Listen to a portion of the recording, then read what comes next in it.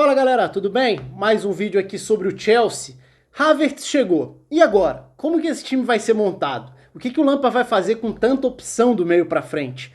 Esse é o tema do vídeo de hoje, então convido você a se inscrever aqui no canal, clica aqui embaixo, ativa o sininho da notificação, deixa a curtida no vídeo e deixa no comentário como pra você o Chelsea vai jogar, ou qual vai ser o time base. É claro que não precisa ser um time apenas, né? É claro que a gente sabe aí que essas escalações vão mudar, o técnico é flexível, então vai variar de acordo com o momento, tem problemas ao longo de uma temporada, é suspensão, é lesão, é jogador que rende mais, rende menos, mas hoje, agora, como que você imagina que seja o time base do Chelsea? Qual seria o funcionamento, o sistema?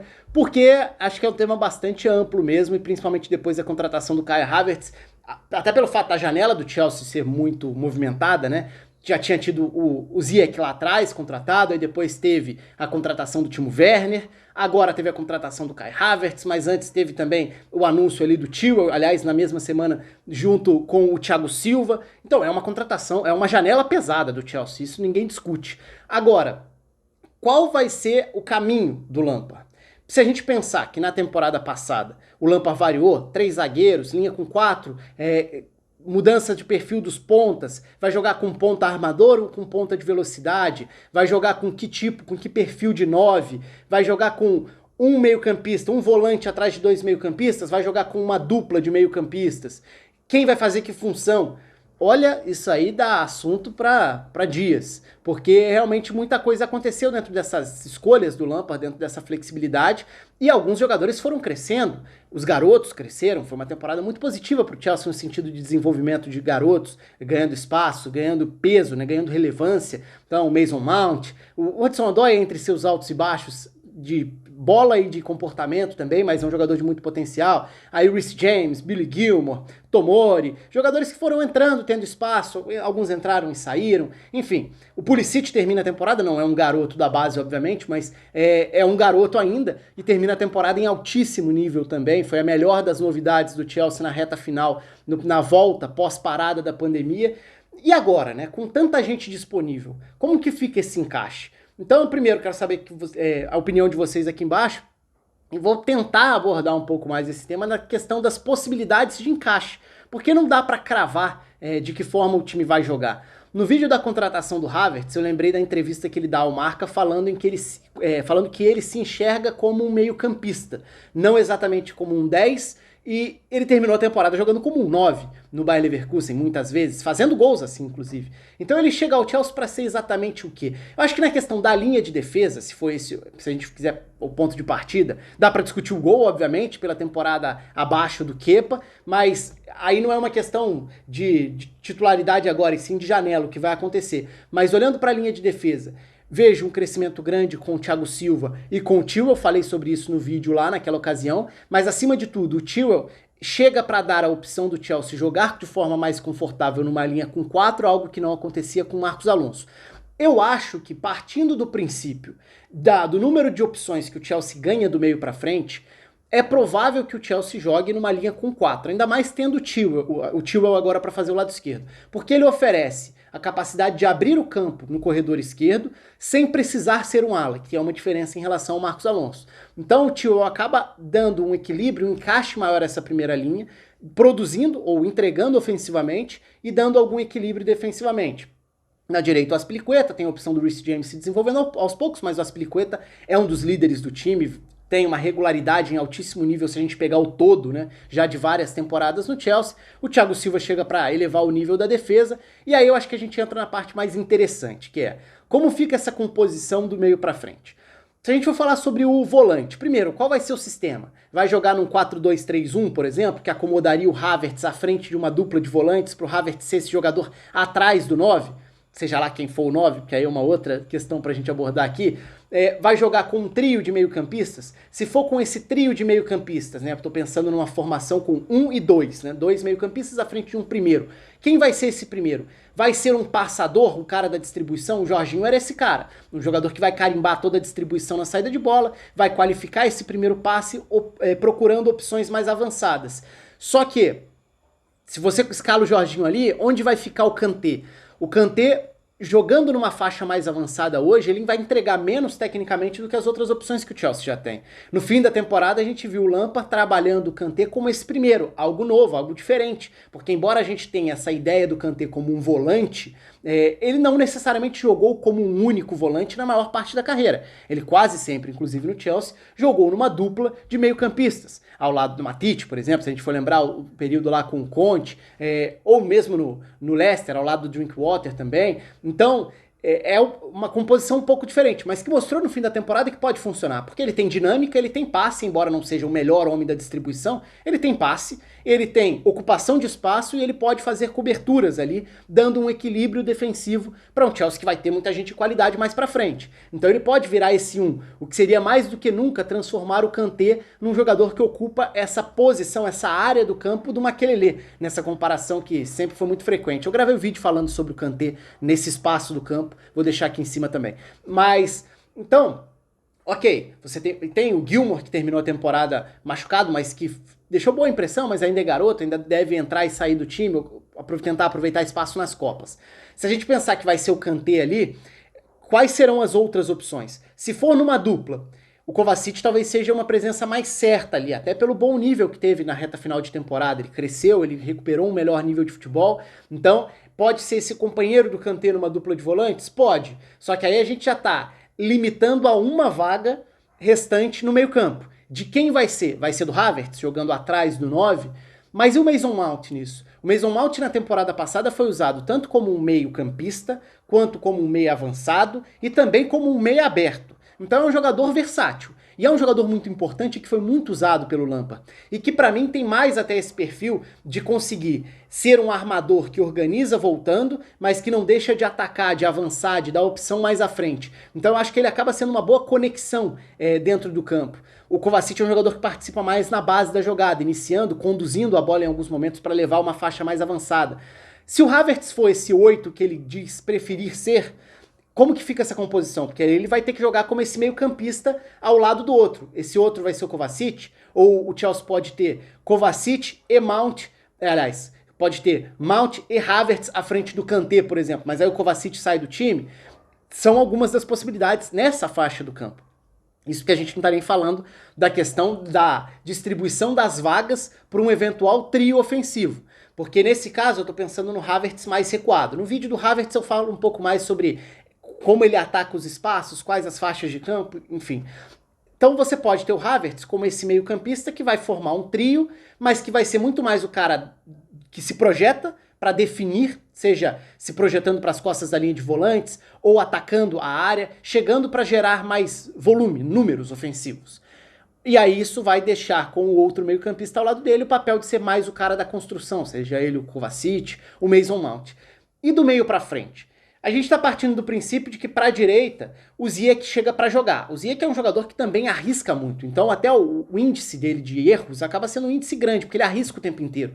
É um jogador que tenta conduzir, arrancar, finalizar, tentar um passe para deixar o companheiro na cara do gol. Então é um jogador que acaba alternando muito entre jogos fantásticos pelo que ele entrega, pela capacidade técnica dele, pela intensidade também, mas com outros jogos de muita imprecisão, justamente por arriscar demais. Então ele deve ser esse meia pela direita, que vai trazer da direita para dentro, dando opção, atacando a área, virando esse armador que ocupa essa faixa toda, né? Vindo do corredor direito para dentro. Outra pergunta. Onde vai jogar o Timo Werner? Ele vai ser o 9? Ele vai lidar com a ideia de ser um 9 que vai exigir mais desse físico dele contra os zagueiros? Ele é muito bom atacando as costas das defesas. E ele explora isso muito bem na Bundesliga. Na Premier League, ele pode ser um atacante muito mais rápido, mais ágil, com maior explosão, para tentar atacar a linha de defesa dos adversários. Mas isso vai funcionar como 9? Como vai ser a adaptação? Ou ele vai jogar melhor sendo um ponta pela esquerda, já que o ponta pela esquerda não necessariamente vai precisar abrir o campo. Até pelo que eu falei lá atrás, se você tem o Chilwell como esse lateral que ocupa o corredor, você não precisa deixar o seu ponta aberto. O seu ponta pode jogar mais por dentro, o que permitiria que o Timo Werner fosse um segundo atacante. Ok, se ele for um segundo atacante, jogando da esquerda para dentro, o Pulisic sai do time, como que fica para escalar o Pulisic dentro da equipe? Eu falei da direita com o Ziyech, que tem o Hudson-Odoi que pode ser opção, mas ele ainda não chegou nesse nível de regularidade em bom nível, embora seja um jogador que funcione muito bem e aí até com uma característica diferente, porque se o Ziyech sai do lado para se aproximar por dentro, o Hudson-Odoi é um jogador que produz esperando mais aberto para ser acionado, recebendo lá na ponta. Então o time se aproxima por um lado, inverte o lado e encontra o Hudson-Odoi bem aberto, espetado para receber, podendo produzir no 1 contra 1, partindo para cima. Ok, falei do Pulisic, que é um jogador que terminou a temporada muito bem, recebendo e girando. Recebe e gira para cima da marcação, muda o ritmo, muda a marcha do ataque, funcionando e jogando muito bem, geralmente da esquerda para dentro. Mas aí o Timo Werner não vai jogar ali, ou vai. Ou o Timo Werner vai jogar como um 9, e aí vai ter o Havertz encostando no Werner, que pode ser uma dupla muito móvel e muito interessante também, porque eles podem se alternar. O Timo Werner pode tentar ocupar o espaço pelo lado. O Timo Werner cresceu com o Nagelsmann, voltando para dar suporte, fazendo um apoio ali, voltando para fazer um pivô, cresceu nesse aspecto também, não no pivô mais físico, porque aí é bem diferente do papel do Giroud. E aí a gente entra num outro capítulo. O Giroud terminou bem a temporada. O Tammy Abraham foi o titular na primeira parte, fez muitos gols, foi melhor do que eu imaginava, eu não vi o Tammy Abraham como um jogador pronto para render e produzir no Chelsea nesse salto, e ele foi bem na primeira parte da temporada. Agora, o Giroud foi melhor na reta final. O Giroud é um jogador que oferece muito pro time como um pivô. Ele oferece muito de uma forma mais discreta, como um coadjuvante. Qual que é a grande crítica? Ah, mas ele é um 9 e não é um goleador. Tudo bem, mas se agora o Chelsea tem, nessa linha que vem de trás, tanto potencial goleador com Timo Werner, Pulisic, Ziyech, Havertz, não necessariamente os 4 juntos, porque eu acho mais difícil que os 4 joguem ao mesmo tempo. Pelo menos com o Giroud junto, né? Podem jogar numa outra formação. Mas se a gente está pensando no cenário com o Giroud, se você tem o Giroud como 9, potencializando quem vem de trás, fazendo o pivô e preparando para tantos jogadores que chegam com potencial de finalizar e produzir gols, pode ser um complemento e tanto. Então o Giroud não é aquele cara que vai aparecer na escalação ideal do Chelsea. Até pela rejeição que ele tem de muita gente. Ele não é esse jogador que vem na cabeça como, ó, vou montar esse time aqui com todo mundo que chegou e o Giroud vai ser meu 9. Raramente, dificilmente. Mas se a gente pensar, de novo, na flexibilidade do Lampard para moldar sistemas e funcionamentos, e pensar em como o Lampard usou muitas vezes na reta final de temporada o Giroud como alvo para saídas mais longas, o Giroud é um jogador que encaixa com uma característica muito diferente das demais, podendo potencializar todo mundo que chegou. Então coloca o Giroud ali como um 9, preparando para o Timo Werner chegar, para o Havertz entrar, finalizando, para o Ziyech vir da direita para dentro, e pronto, tem um belo de um complemento. O 9 não te entregar gols deixa de ser um problema, ou não te entregar principalmente gols, né? Porque se você tem outros compensando, o 9 armador, organizador, o 9 pivô, pode ser uma ótima de uma sacada. Então eu realmente acho muito difícil a gente cravar qual vai ser a formação do Chelsea, qual vai ser o time base, o time ideal, porque o Lampard mostrou na temporada passada que é muito flexível nisso. Mas tenho algumas curiosidades. Uma dessas é, com tantos jogadores que podem vir da linha de trás do atacante finalizando bem, se isso não vai ser bom pro próprio Giroud, ou se o Giroud vai perder espaço por uma questão de status mesmo. Porque aí você pode ter o Timo Werner como 9, talvez o mais básico, né, o mais simples de pensar seja Timo Werner como 9, Pulisic na esquerda, Havertz por dentro, Ziyech na direita, e pronto, você montou um quarteto ofensivo de muita qualidade. E aí vai também da característica, porque com esse quarteto você pode ter uma intensidade maior para pressionar no campo de ataque, para iniciar essa marcação lá em cima, para morder muito sem a bola. Aí a pergunta que eu fico na cabeça é, tá, mas e o Mason Mount nisso tudo aí? Será que ele vai perder espaço? Será que ele vai virar esse meio campista mais recuado? Se for mais recuado, aí eu volto para a pergunta de antes. Com o Kovacic, com o Kanté, quem deles vai perder espaço? Vai entrar, sai do time? Enfim, é realmente um assunto muito legal, porque eu sei que todo mundo adora ficar especulando qual vai ser a formação, qual vai ser o encaixe, como vai jogar, e hoje o Chelsea nos permite isso.